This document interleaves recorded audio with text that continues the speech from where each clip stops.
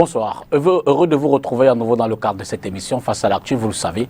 C'est l'analyse commentée ou alors l'analyse et les commentaires de l'actualité de la semaine, l'actualité traitée par la rédaction de STV, avec l'invité qui nous fait l'honneur d'être là ce dimanche. On reviendra largement sur le football, vous le savez, nous sommes dimanche le 7 février 2021, c'est jour de finale du championnat d'Afrique des Nations de football. Malheureusement, le Cameroun n'y est pas. Cela dit, on parlera davantage des coulisses de la gestion du football camerounais. Ça se joue évidemment au tribunal arbitral du sport entre la FIFA, la FECAFOOT et aussi certains acteurs qui ne sont pas forcément d'accord avec ce qui se dit dans les décisions de ces instances. On y reviendra largement, l'occasion faisant le larron. On parlera donc également du CHAN aussi, mais des autres questions liées peut-être à l'organisation du football local à travers ce que doit faire la LFPC, la Ligue de football professionnelle. À côté de cela, on reviendra en quelques mots sur le rapport des droits de l'homme, mais aussi la question de l'audit au niveau du MRC. Le mouvement pour la renaissance du Cameroun semble être un peu secoué par la suite de l'opération Survie Cameroun. Vous le savez, c'est un rappel. Cette opération qui avait été mise sur pied il y a quelques mois déjà pour accompagner les Camerounais dans la lutte contre la Covid-19. On parlera enfin ce soir de la crise dans les régions du nord-ouest et du sud-ouest et cet envoyé spécial du pape, le secrétaire d'État au Vatican, qui a fait une visite au Cameroun pour, sait-on jamais, rapprocher les différentes parties ou alors apporter sa contribution dans la recherche des solutions. L'invité est une personnalité connue des questions des droits de l'homme, mais davantage, c'est un juriste, un avocat au barreau du Cameroun, entre autres, par ailleurs enseignant. Maître Claude Assira nous a fait l'amitié de partir de Yaoundé spécialement pour apporter son éclairage aux questions qu'on va se poser ce soir. Merci infiniment, maître. Je vous en prie, monsieur Lépita. Bonsoir. Bonsoir à vous, à vos téléspectateurs. Je présume que vous avez fait un agréable voyage. Tout s'est bien passé. Merci beaucoup. Voilà. Avec vous, on va peut-être commenter cette actualité avant peut-être de prendre quelques reportages. Je vous en prie. Que vous inspire cette suite dans, j'ai fait une prolongation. Je sais qu'en football, il y en a peut-être une seule. Je ne sais pas s'il y en a à l'infini. Mais depuis Iya Mohamed, quand même, à la Fédération camerounaise de football, ce sont des moments assez délicats.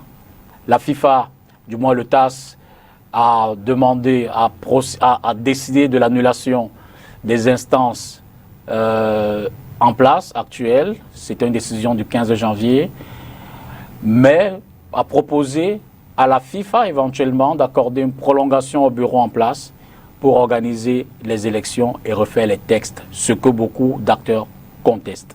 Première réaction. Écoutez, je crois que votre présentation est à peu près fidèle, c'est-à-dire que depuis le départ du président Iya Mohamed, la FIFA est secouée de l'intérieur par un certain nombre de membres qui estiment que tous ceux qui ont été désignés aux responsabilités ne sont pas suffisamment compétents et c'est presque toujours les mêmes, quelle que soit la couleur empruntée, quel que soit le nom de l'équipe pour laquelle ils disent agir, c'est presque toujours les mêmes personnes. Et toutes les phases par lesquelles la FECAFOOT a eu l'occasion de passer, que ce soit la normalisation ou que ce soit la situation normale ordinaire, n'ont jamais réussi à trouver grâce à leurs yeux. Et récemment, ils ont contesté le dernier processus électoral qui a été qui est issu de la normalisation désignée sous la présidence du président Maître Dieudonné Appy, donc qui a donné lieu à des élections de fin 2018. Et ce processus-là donc a donné comme président, l'actuel président, Sédou Mbombo Njoya, et comme on pouvait s'y attendre, puisque c'est pratiquement le cas, chaque fois que vous avez la moindre tentative d'action à l'intérieur de la FECAFOOT, les mêmes personnes qu'on connaît, que je ne vais pas citer ici, ont saisi le TAS d'un recours et le TAS, cette fois, après examen, a considéré que leur recours était parfaitement recevable et a donc entrepris d'annuler le processus électoral, c'est-à-dire les personnes qui en étaient issues. Donc par conséquent, pour dire les choses simples, l'équipe actuelle a été considérée comme ayant été déchue de son élection, de sa légalité issue de ce processus. Mais dans le même temps, la FIFA prend le TAS, prend le soin d'indiquer, alors qu'il n'y était pas tenu, que compte tenu des nécessités de la continuité du service, et sous réserve de ce que dirait le TAS, la FIFA cette fois, elle laissait le soin aux autorités actuelles de poursuivre leur mandat jusqu'aux prochaines élections. D'accord. On est donc le 15 janvier 2021. Comme on se trouve à être effectivement en situation de CHAN, le championnat d'Afrique des Nations, la plupart des autorités footballistiques sont au mondial, sont au Cameroun. La FECAFOOT, donc, par son secrétaire général, sollicite la FIFA de lui dire quelle est son appréciation de cette disposition, ce qu'on appelle le point 235 à la sentence. Quelle est donc son interprétation de cette sentence, sans attendre, c'est-à-dire dès le lendemain, le 16 janvier, l'autorité saisie, c'est-à-dire la secrétaire générale de la FIFA, indique sans aucune hésitation possible qu'effectivement, elle laisse le soin à l'actuelle équipe de continuer une sorte d'intérim. Donc on aurait pu s'attendre, se dire que bien, le film est terminé et que maintenant il va falloir attendre simplement que les choses finissent par arriver jusqu'à l'épilogue, c'est-à-dire à la prochaine élection, puisque la FIFA indique d'ailleurs quelles sont les prérogatives, c'est-à-dire les affaires courantes, en interdisant de façon particulière à l'équipe actuelle de prendre des mesures qui peuvent éventuellement avoir une incidence importante dans la vie du football, laquelle ne peut être prise que sous le couvert et la tutelle de la FIFA. Bien. Donc on aurait pu s'attendre à se dire que voilà, tout le monde est content, ils ont eu gain de cause, l'équipe actuelle va être une équipe sous tutelle, et donc par conséquent que leurs droits vont être préservés, et que par conséquent il n'y a plus qu'à attendre quelques semaines, quelques mois, et surtout que, au nom de la réputation nationale, au moment où on est en train d'organiser un championnat qui fait que les yeux de toute la planète sont tournés sur le Cameroun, et bien qu'on essaie au moins de faire la trêve. D'accord. Je voudrais préciser, vous parlez également qualité membre de la commission juridique de la FECAFOOT, c'est bien de le dire.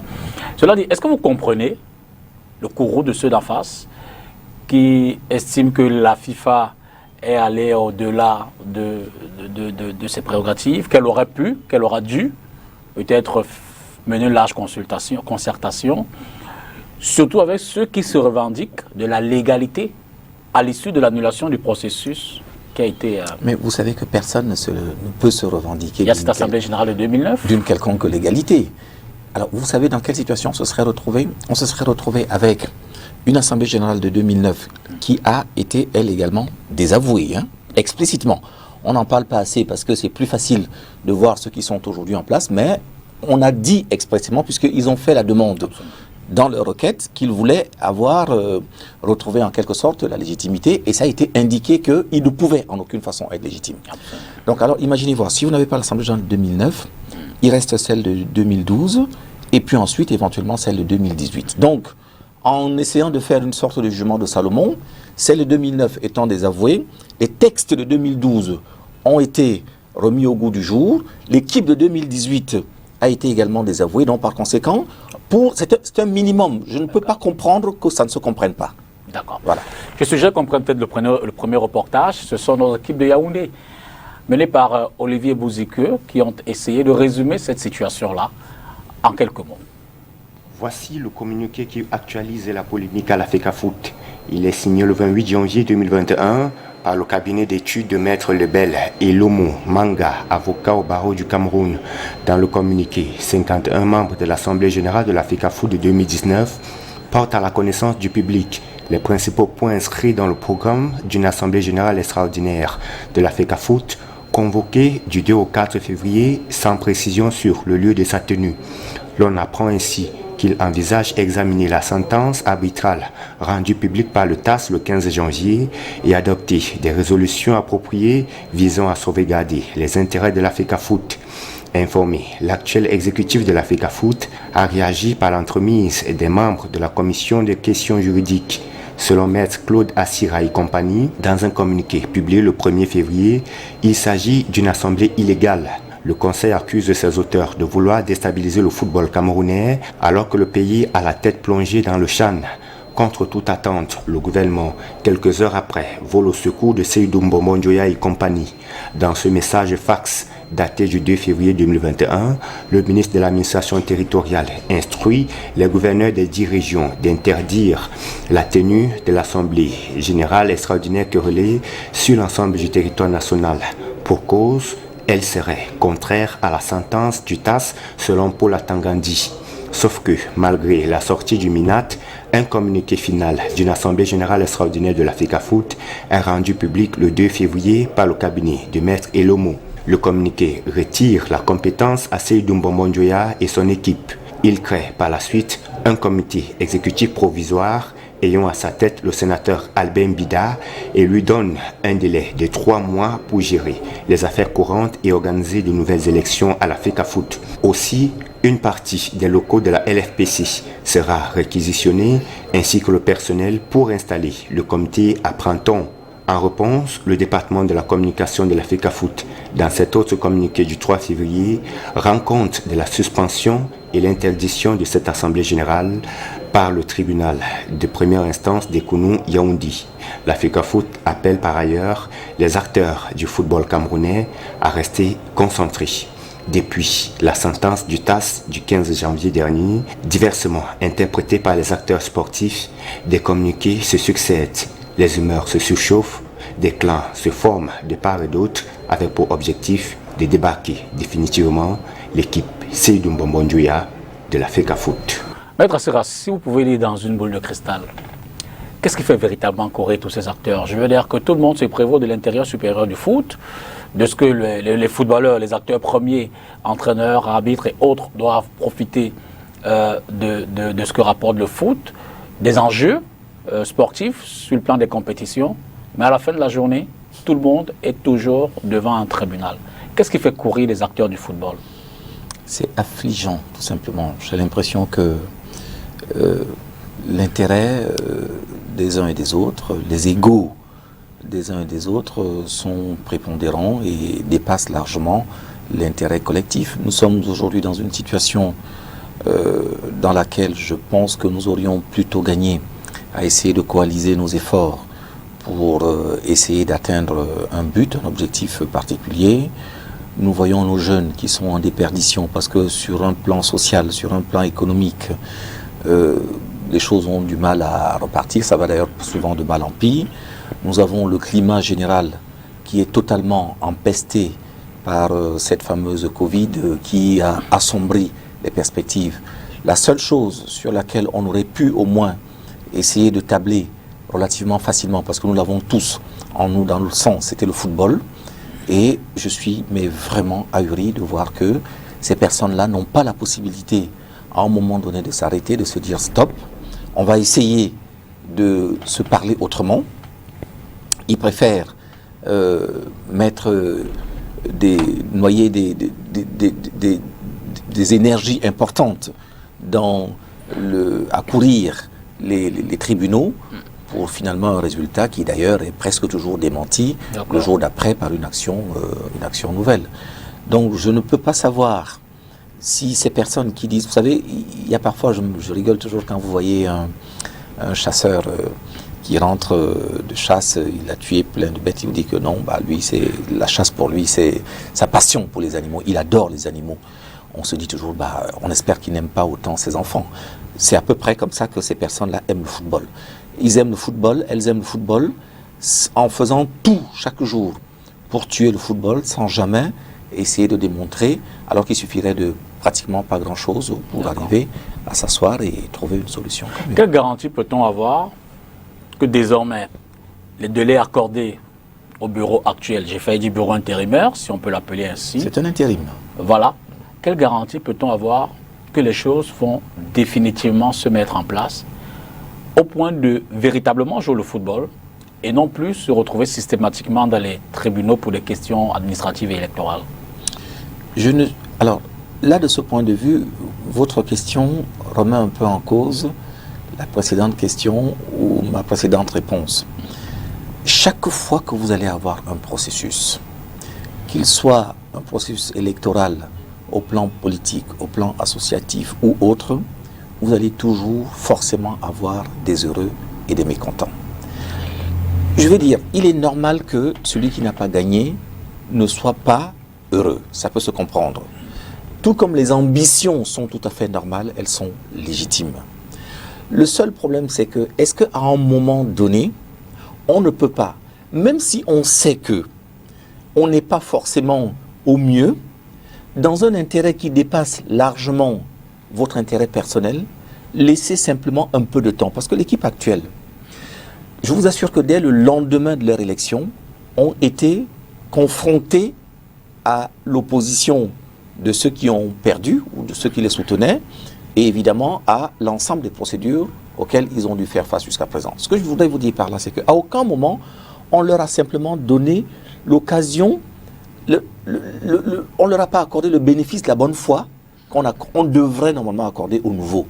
Ce n'est qu'on est censé commencer à combattre une équipe, une politique, une façon de faire que lorsque vous l'avez vue effectivement mise en œuvre et que vous vous êtes aperçu qu'elle fait mal ou que vous auriez pu faire mieux. On ne leur a jamais donné cette chance-là. Si à un moment donné, moi je pense que ça fait partie de ce qu'on appelle simplement l'intelligence des hommes. Le droit ne fait pas toujours forcément la justice. Et ce n'est pas parce que chaque fois vous allez revendiquer, en regardant, vous savez, dans une maison, vous avez parfois le monsieur, la maman, la dame, elle porte sur elle un enfant dans le dos, elle en a un autre au bras, elle essaye de faire la cuisine, elle fait le ménage partout, et le monsieur, il est juste là assis, il regarde par terre, il dit, regarde là en dessous, t'es pas passé par là. C'est exactement comme ça que beaucoup de gens se comportent dans ce pays, que ce soit en football ou ailleurs. Laissez simplement l'occasion, donnez-leur le temps.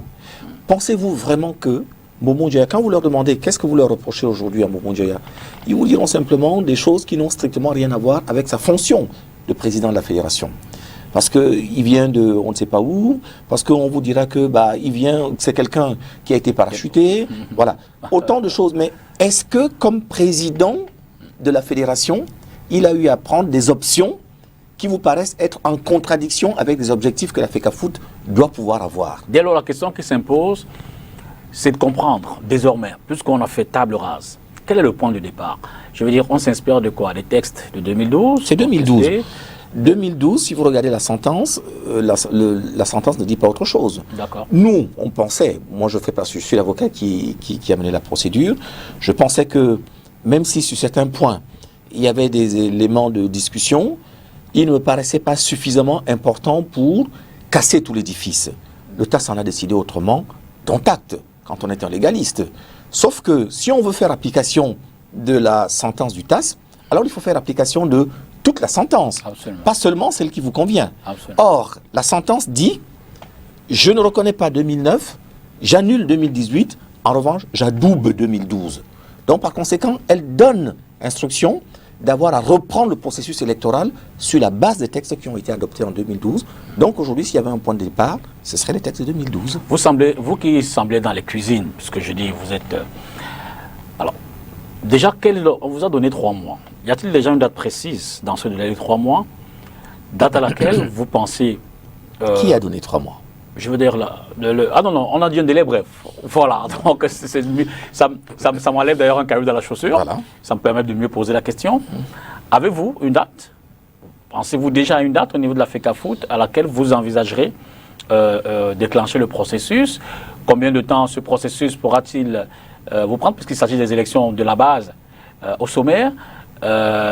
Sur les textes, quelle est la démarche que vous entrevoyez mettre en place?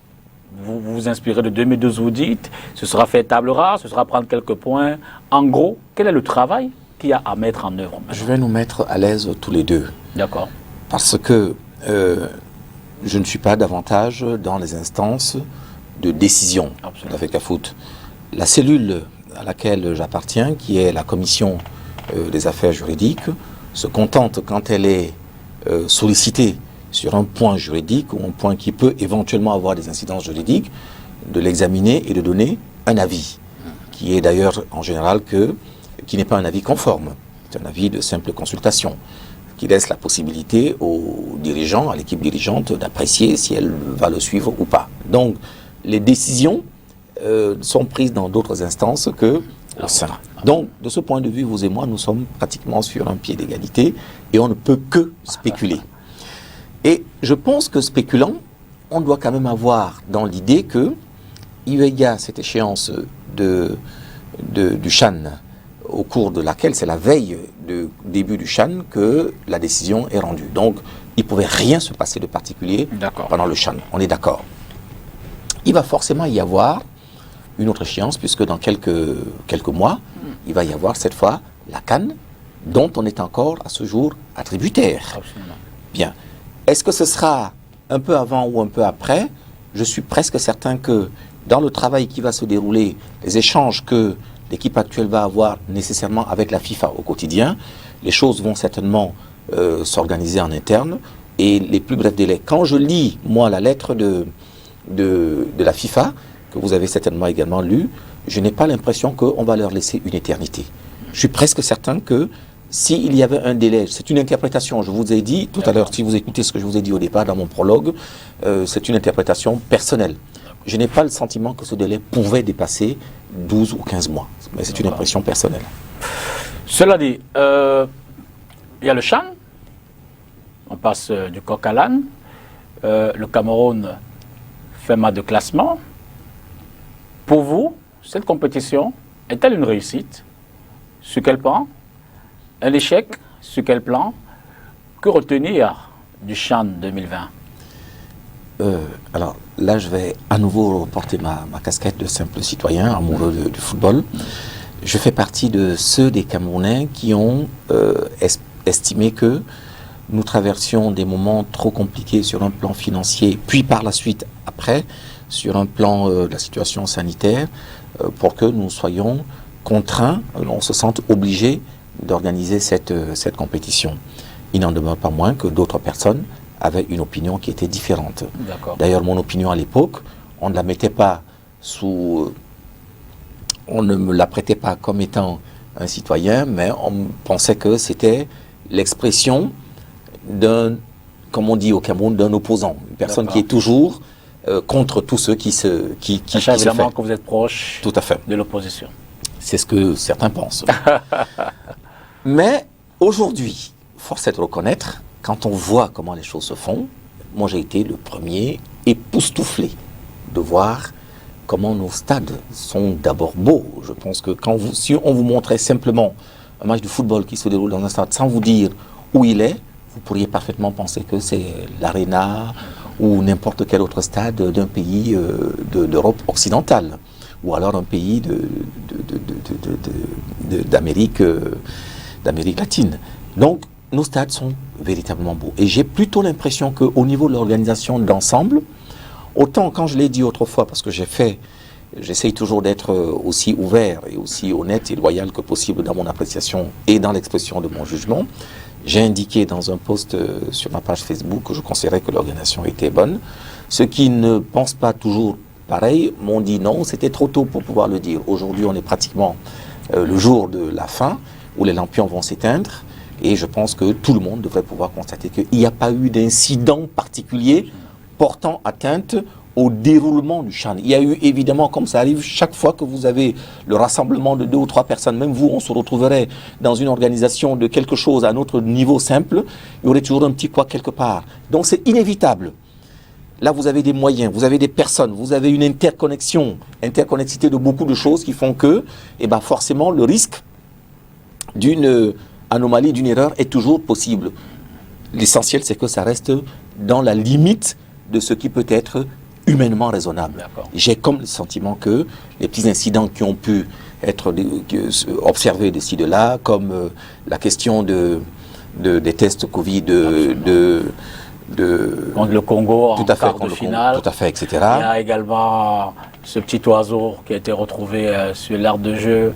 Et il y a encore plus récemment le fait que l'équipe du Maroc décide de brûler la politesse à l'organisation en allant prendre un hôtel qui n'était pas homologué. Voilà, enfin bref, voilà. Ce sont des incidents relativement mineurs et qui, de mon point de vue, ne peuvent pas porter atteinte à l'appréciation globale qu'on devrait avoir de cette organisation que je trouve, pour ma part, relativement correcte. Évidemment, il reste toujours la question de celui qui voit ou qui cherche les peaux sur les têtes des chauves, mais une question de fond. On fait le carré de fin sans forcément avoir de championnat organisé. Une question qui interpelle les acteurs. On sait ce qui se passe entre la Ligue de football professionnel et la Fédération camerounaise de football. De ce point de vue, est-ce que justement ces tiraillements n'impactent pas de façon certaine l'image même de notre foot?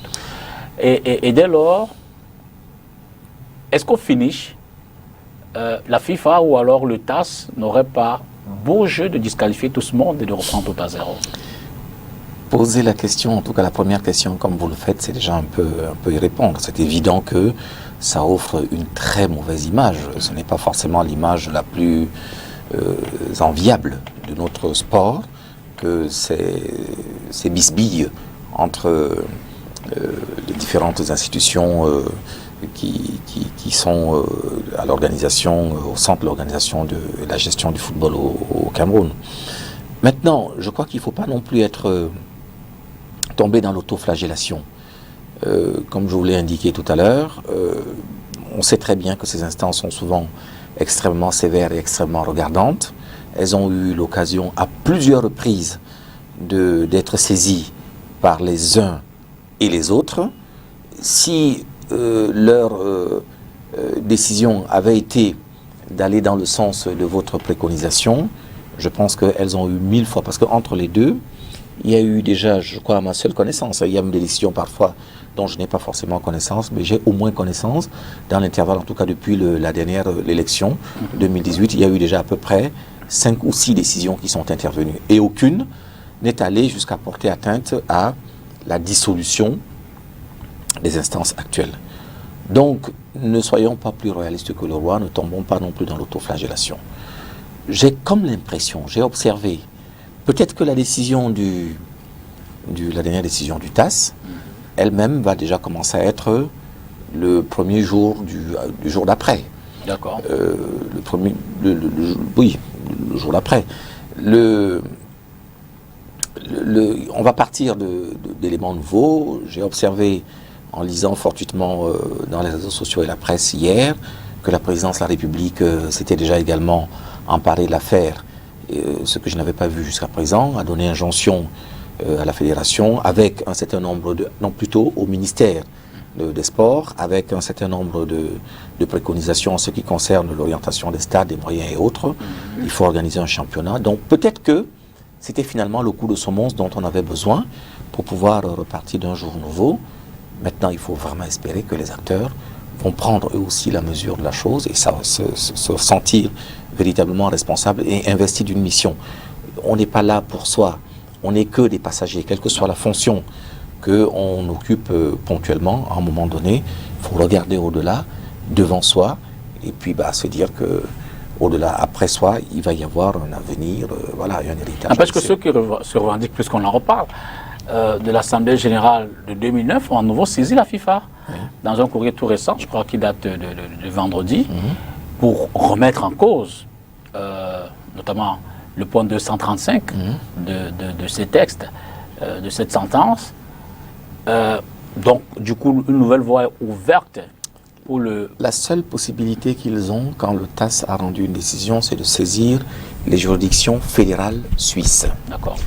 La seule chose que peut faire désormais le TAS, c'est éventuellement une interprétation de sa décision sur ce point-là. Mais cette interprétation ayant été laissée à la FIFA s'est clairement prononcée au lendemain de la sentence le 16.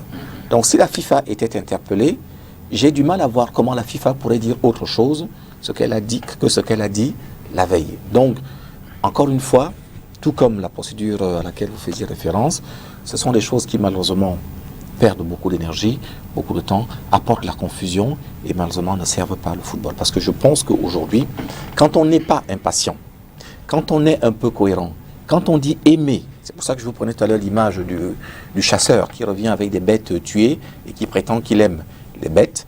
Quand on aime le football, qu'est-ce qui empêche d'attendre quelques semaines, quelques mois, que l'équipe actuelle puisse organiser sous la vigilance des acteurs, y compris d'eux-mêmes, de nouvelles organisations, de nouvelles élections. Ils ont le droit d'avoir des ambitions qui leur permettront de se présenter et s'ils sont considérés comme étant les meilleurs, à ce moment-là, ils auront la charge de mener le football.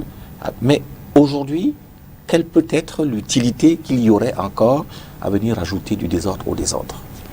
C'est sur cette question qu'on va passer tout à fait à autre chose et la transition nous permettra de prendre ce reportage pour revenir en quelques mots sur le passage de Monseigneur Pietro Parolin, qui est le secrétaire d'État au Vatican. Il est envoyé spécial à Yaoundé. Il a rencontré le président de la République, mais également des évêques, la conférence épiscopale du Cameroun. En dessous de cette visite, la question évidemment de la paix dans les régions du nord-ouest et du sud-ouest. Suivez plutôt. Quand on parle de la situation des droits de l'homme au Cameroun, au cours des 4 précédentes années, on pense d'abord à la crise dans les régions du nord-ouest et du sud-ouest. Parmi les acteurs, les forces armées et les sécessionnistes. Mettre fin à la violence contre les civils. C'est absolument absurde de s'en prendre aux gens pour lesquels, entre guillemets, on se battrait. Deuxièmement, mettre fin, nous condamnons cela, aux attaques contre les agents de l'État. Si le problème est politique, ce n'est pas les agents de l'État qui sont responsables de ce qui se passe là-bas. Troisièmement, renoncer à l'utilisation des armes comme moyen politique pour atteindre leur cause. Nous pensons que dans un État mature et civilisé, les conflits se règlent autrement que par la prise des armes. Les organisations non gouvernementales, nationales et internationales et les pays partenaires. Ils doivent demander à l'État du Cameroun de faire la lumière sur les questions non résolues mentionnées plus haut, notamment les dossiers que nous avons soulignés, comme le cas Ouazizi. Ils doivent contribuer à la prise de sanctions sévères et fortes contre les responsables de la violence au niveau du gouvernement et des groupes armés non étatiques.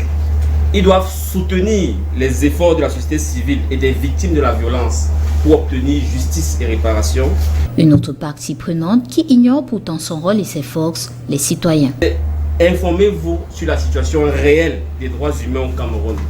Le modeste rapport que nous mettons à disposition, à côté des autres rapports, sont des outils pour vous édifier.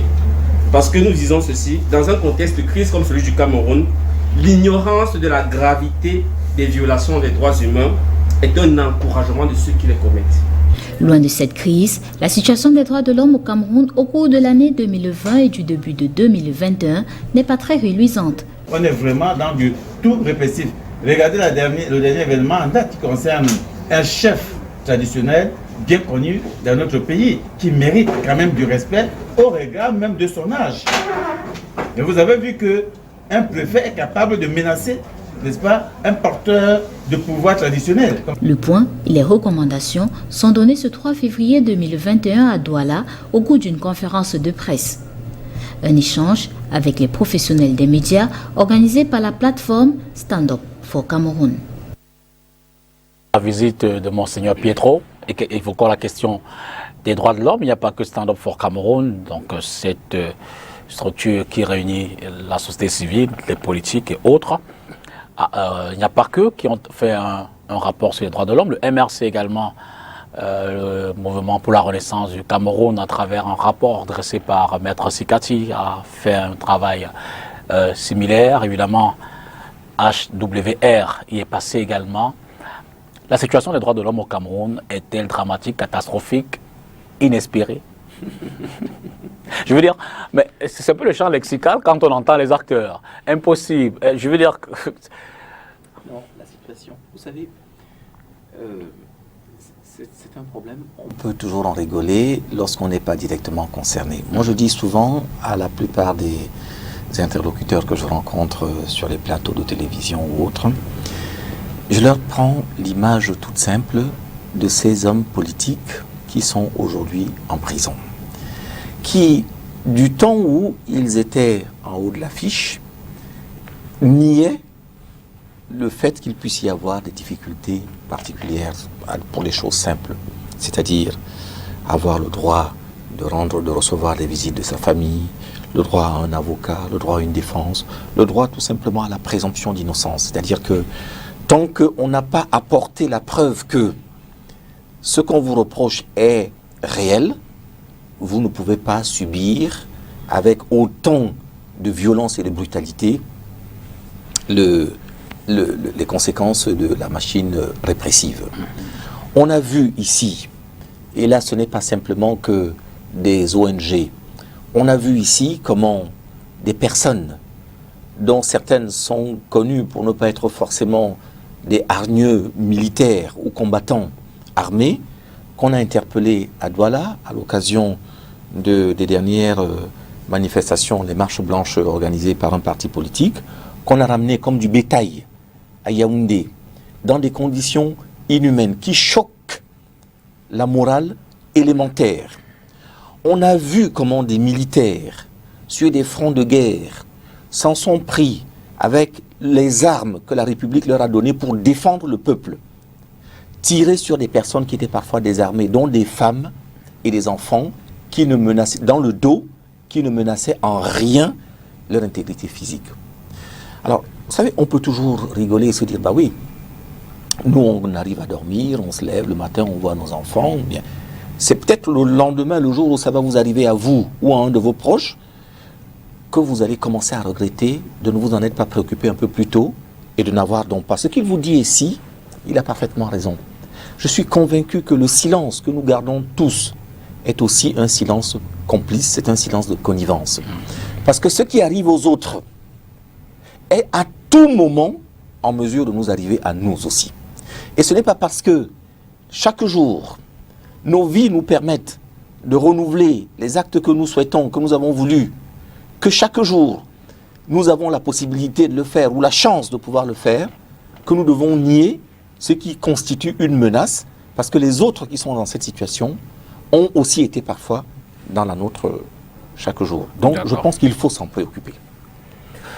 Cela dit, cette succession de rapports, donc, le gouvernement n'y répond pas systématiquement. Vous, en tant qu'avocat, en tant que proche de ceux qui subissent, est-ce que vous ressentez quand même, éventuellement, qu'il pourrait y avoir des changements? Est-ce que ces rapports, ces pressions permettent une prise de conscience à ceux d'en face, les pouvoirs publics, et qui c'est peut-être de faire bouger les lignes? Je connais très peu, j'ai eu l'habitude de le dire. Je ne connais pas beaucoup de pouvoir. Le propre du pouvoir, c'est de le conquérir, de le conserver et de l'amplifier. Je ne connais pas de pouvoir qui recule de lui-même. D'accord. J'en connais pas. Je pense qu'il n'y a que le pouvoir pour combattre le pouvoir. Quand je parle de pouvoir, je ne parle pas forcément du pouvoir de la rue avec les cailloux, la violence et autres, mais je pense qu'il y a des actions citoyennes. Qu'un groupe de personnes, un chiffre critique de personnes, de citoyens qui sont jaloux simplement d'une chose que nous avons pu avoir sans que parfois on n'ait pas fait grand-chose pour ça, qui est la liberté. Si ces personnes-là décident un jour de s'opposer aux violations, aux brutalités, aux brimades auxquelles on est confronté, je suis convaincu qu'à un moment donné, de l'autre côté, les autres vont commencer un peu à capter le message et vont être obligés de s'adapter. Mais je vous dis, jamais, dans aucun pays, ni ceux que nous connaissons aujourd'hui, ni dans l'histoire, en se reportant dans l'histoire, je n'ai vu un pays qui de lui-même a décidé de concéder des libertés sans qu'il n'y ait été contraint. Je vous prends un exemple, regardez le code de procédure pénale, puisque c'est lui qui réglemente également un peu le champ des libertés au Cameroun. Le code de procédure pénale a été un instrument qui a été donné sans que personne n'ait jamais rien demandé ou je n'ai rien demandé dans un rapport de force. Quelle en est la conséquence? C'est que ce document, il sert strictement à rien sur le papier. C'est un simple document pour faire joli. Et il suffit que le pouvoir, je parle là du pouvoir exécutif, décide simplement de l'ignorer, comme c'est le cas dans les différents événements, les anecdotes que je vous ai décrites tout à l'heure, pour que ce document, il ne serve à rien du tout. Ça aurait été le fruit de la construction de certaines luttes, et je dis bien luttes, qui sont menées au fur et à mesure, de façon méthodique, je vous assure qu'il aurait eu plus de valeur. C'est la même chose pour la Constitution, les constitutions. Vous avez vu les différentes écritures des constitutions qui sont arrivées, qui étaient toujours libérales, mais qui au final n'ont rien donné dans leur application concrète. Parce qu'elles ne sont pas le fruit du résultat d'un compromis qu'un pouvoir a été obligé de donner, et voilà, dans un rapport qui est un rapport établi. Donc je pense qu'il faut établir le rapport de force, d'une façon intelligente évidemment, parce qu'il ne faut pas tout casser pour se retrouver le lendemain obligé de construire ce sur quoi vous avez envie justement de pouvoir, ce que vous avez envie de régler, de réglementer. Mais je n'imagine pas une seule seconde, et là je réponds directement à votre question, que ce pouvoir ait la possibilité de lui-même, sans qu'il n'y ait été incité, de changer quoi que ce soit. Le SDF s'y est essayé, le MRC s'y essaye, je veux dire en termes de rapport de force.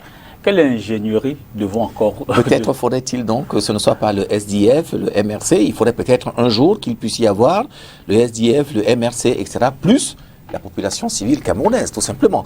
Le pouvoir est dans son rôle. Dans tous les pays du monde, vous avez vu Obama, qui tout le monde considérait pourtant comme étant un président plutôt bohème, débonnaire, etc., il était critiqué pour l'impact que la mainmise qu'on lui reprochait d'avoir sur la justice. Sarkozy, l'actuel président français, dans tous les pays du monde, c'est normal que l'exécutif, qui a les manettes, veulent les avoir au maximum pour pouvoir mener son action.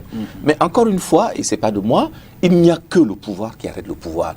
Il faut pouvoir à un moment donné indiquer aux gens que vous avez en face que nous voulons aussi, nous, avoir notre mot à dire dans la façon dont vous avez aujourd'hui, face à une pandémie comme celle que nous traversons aujourd'hui, vous avez pourtant des gens qui vous disent en face, non, vous n'avez pas le droit de nous dire quand nous devons sortir, à quel moment nous devons aller rendre visite à nos parents, combien nous devons être à table pour fêter Noël, etc. On a envie d'en débattre, d'en discuter. Et pourtant, tout le monde comprend bien que c'est dans l'intérêt général que la mesure a été prise. Pourtant, vous avez des gens qui le demandent. Donc, vous ne pouvez pas être seul à avoir raison dans un environnement, surtout un environnement moderne comme celui d'aujourd'hui. Donc je pense vraiment que si les techniques anciennes ont été tentées et ont échoué, ça veut dire qu'elles n'étaient pas bonnes. Seul ne réussit que celui qui a... seul n'a raison que celui qui a réussi. N'empêche que le peuple, l'opinion, le public semble s'y accommoder. S'accommoder à la violence? Je veux dire que les dénonciations des rapports, c'est tous les jours. Le rapport de force, il n'est pas créé, mais tant qu'à faire, la vie se poursuit. Oui, tout à fait. C'est pour ça que je vous disais tout à l'heure que à partir du moment où chacun est dans son coin et ferme les yeux, vous savez, il y a plusieurs façons. Vous savez, à l'époque de la déportation, quand les nazis arrivaient au premier étage, ils trouvaient les juifs et autres qui étaient au premier étage, ils les prenaient, ils les enlevaient, ils les amenaient dans les fours à gaz, ils étaient tués. Le jour d'après, ils arrivaient au deuxième étage, ils prenaient tous ceux du deuxième étage, ils les amenaient pareil. Puis ils arrivaient, ceux qui étaient en haut, ils se penchaient simplement, ils regardaient, eux, ça ne les concernait pas. Le jour d'après, quand ils arrivaient au troisième étage, ceux qui étaient au quatrième étage, ils se penchaient, ils regardaient, on prenait tout le monde. Et puis quand ils arrivaient au quatrième étage, ceux qui étaient au quatrième étage, ils se penchaient pour appeler ceux du premier, du deuxième et du troisième, pour qu'ils soient plus nombreux et à faire fort, sauf que les autres, on est venu les prendre, et eux, ils étaient simples spectateurs. C'est dans cette situation-là que nous sommes aujourd'hui. Cela dit, on va prendre le reportage qui suit, qui revient évidemment sur cette sortie au niveau du mouvement pour la renaissance du Cameroun. Un audit qui a été commandé à l'occasion de l'opération Survie pour voir clair dans le déroulé de cette opération-là. Et manifestement, il y a des grincements dedans. Suivez plutôt.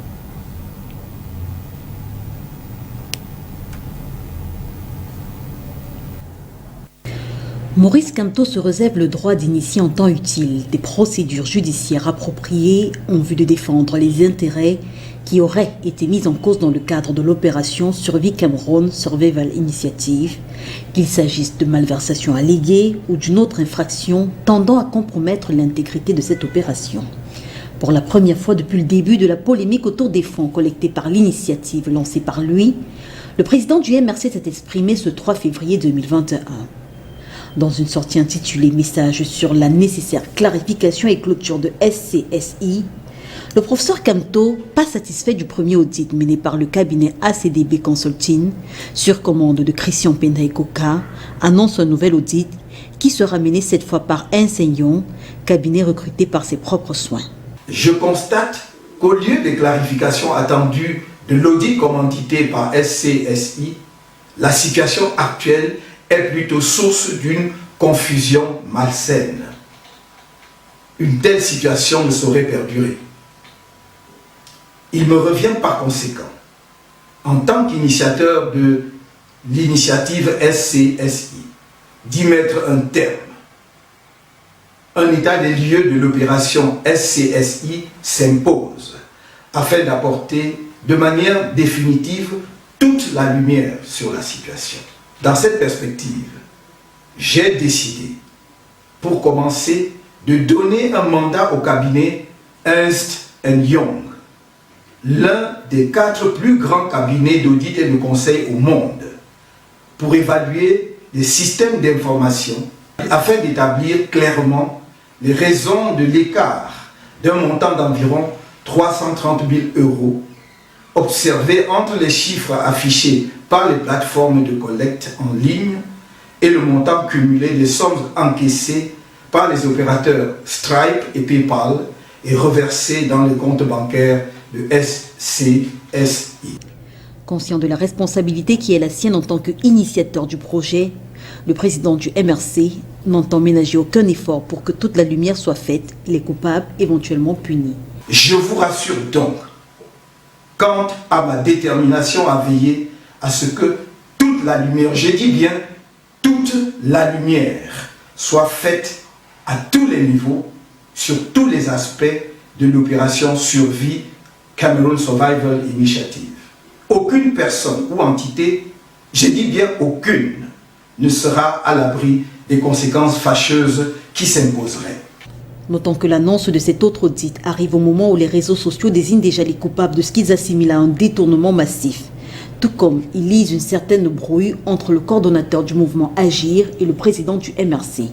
Et ce n'est pas l'affirmation de Maurice Kamto qui dit n'avoir toujours pas pris connaissance du rapport intégral de ACDB Consulting, pas reçu certainement qui leur fera penser le contraire, même si à la fin de sa sortie, ce dernier réaffirme sa fraternité d'avec l'ancien conseiller du président de la République. Reste donc attendu à ce jour le rapport vérité d'Enseignant et le rapport moral du professeur Kamto. Voilà en 2 mots, ou en plusieurs, ce qu'on peut retenir de cet audit-là. Maître Assira, que vous inspire ce feuilleton? Je veux dire qu'a priori, l'opération, elle est née d'une très bonne intention. Elle a donné l'impression de se dérouler, peut-être faisait face à des contraintes liées aux barrières gouvernementales, mais elle avait l'impression de se dérouler de façon sereine. Et puis du jour au lendemain, on en arrive à des audits qui donnent l'impression qu'il y a une dissonance, je choisis les mots, à l'intérieur de la maison MRC. Je veux dire, qu'est-ce que nous pouvons faire si ce n'est observer et attendre? Le reste, c'est du simple commentaire de Zinc. Je considère que tout se déroule comme sans qu'il n'y ait d'éléments particuliers. Vous avez une exigence de transparence chaque fois que vous avez des individus qui ont eu une opération de gestion à entreprendre. Donc le bien fondé de l'action que vous venez d'indiquer, je pense, appartient à leurs initiateurs. Je pense à titre individuel que quand on a envie de bien faire, toutes les bonnes volontés compte. Là, en l'occurrence, c'était une opération qui a été montée avec des intentions louables d'apporter un secours à des populations.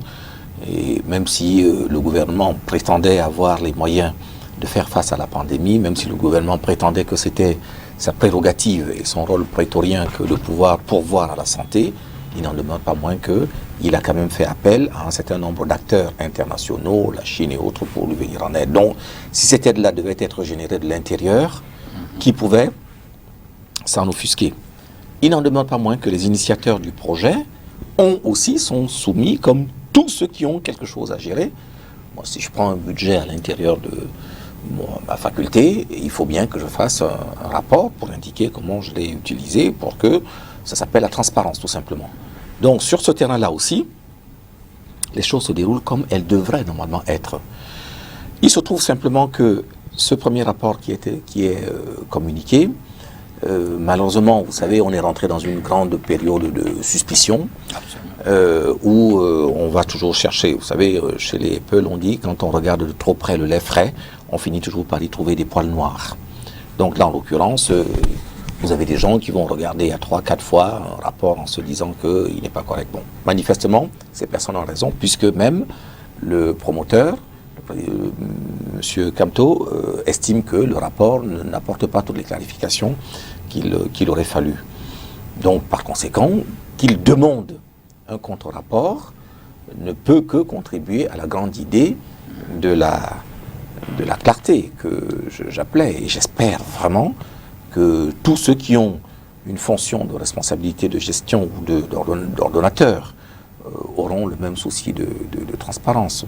Si vous me demandez maintenant, moi, mon avis personnel, vraiment, je n'ai aucun avis à donner. Je sais que il est normal qu'on demande, encore une fois, à tous ceux qui ont eu des fonds à gérer d'en rendre compte, mais le concerné, M. Camteau, a été à plusieurs reprises interpellé dans les différentes fonctions qui ont été les siennes. Il a été doyen, il a été ministre délégué, et à chaque fois, je suis presque sûr que s'il y avait eu quelque chose de particulier à lui reprocher au niveau de la gestion, dans sa probité et autres, tous ses adversaires se seraient fait le bonheur de lui tomber dessus. Et il a réussi jusqu'aujourd'hui à démontrer. Donc, sans préjuger de rien du tout, parce que je n'ai pas à préjuger de quoi que ce soit, je n'ai pas le sentiment que l'attitude générale dont il est fait preuve démontre une quelconque frilosité. Donc demander un deuxième audit me semble être non seulement participer de la transparence dont on a besoin, mais peut-être qu'elle est aussi une preuve de la bonne foi au regard de ce qui a pu être démontré par le concerné dans le passé. J'espère aussi simplement qu'il ira effectivement jusqu'au bout de sa démarche ultime, quitte éventuellement à casser les œufs pour faire des omelettes s'il y en avait à faire, et que si éventuellement, dans l'opération de transparence, cette opération venait à révéler un certain nombre d'anomalies et d'irrégularités susceptibles de constituer des infractions, qui n'hésitera pas à les porter sur la place publique, au moins sur la place politique. Voilà, le judiciaire, c'est autre chose.